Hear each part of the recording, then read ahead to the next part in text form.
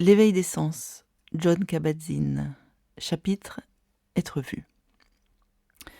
Dans nos ateliers parentaux de mindfulness, ma femme, Mila et moi-même proposons parfois un exercice qui consiste à se rappeler un épisode de son enfance où l'on s'est senti vu et accepté tel que l'on était par un adulte, mais pas nécessairement un parent, et à s'imprégner de la tonalité affective et des images suscitées par ce souvenir.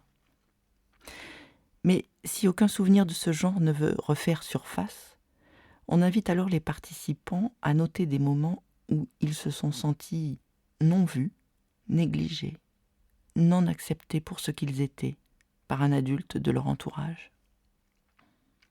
La rapidité et la netteté avec lesquelles les moments où l'on a été vu et pleinement accepté reviennent en mémoire quand on les y invite dans le cadre rassurant de ces rassemblements sont stupéfiants.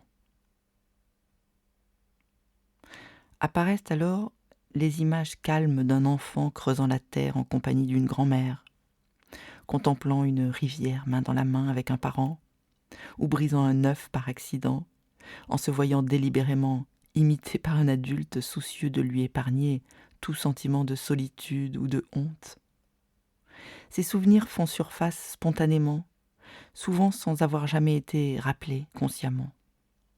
Ils accompagnent toute une vie, sans jamais sombrer dans l'oubli, car on a peu de chances d'oublier, même enfant, des moments où l'on s'est senti complètement vu et accepté. La plupart du temps, ces moments se passent de mots. Ils se déploient en silence dans un jeu parallèle du faire ensemble et de l'être ensemble.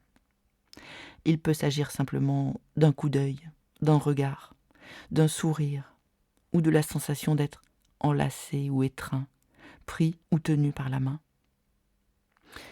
À ce moment-là, on sait pourquoi l'on est vu, connu et senti. Et rien, absolument rien n'est plus agréable, ne met plus à l'aise et ne réordonne autant le monde, ne provoque une telle paix. Même si l'on a un seul souvenir de ce genre, on le porte en soi pour toujours. On ne l'oublie jamais. Il est en dedans, là, ici. À cause de son importance, de ce qu'il a révélé, de ce qu'il a honoré. C'est un cadeau bien plus précieux qu'on ne pouvait le savoir, même si, intuitivement, on savait, le corps savait, l'âme savait. On savait de manière non conceptuelle, et dans ce savoir, on était touché, comme on l'est encore aujourd'hui par son souvenir. Il est également frappant de constater combien ces souvenirs sont rares, et combien nous sommes nombreux à ne pas en posséder. Certains, en revanche, se rappellent des moments où ils se sont clairement sentis non vus, non acceptés, voire humiliés ou ridiculisés à cause de ce qu'ils étaient. Bien entendu, le message que nous adressons aux parents dans ce genre d'exercice est que chaque moment, en compagnie de nos enfants, est l'occasion pour nous de les voir tels qu'ils sont et de les accepter pleinement, peu importe leur âge.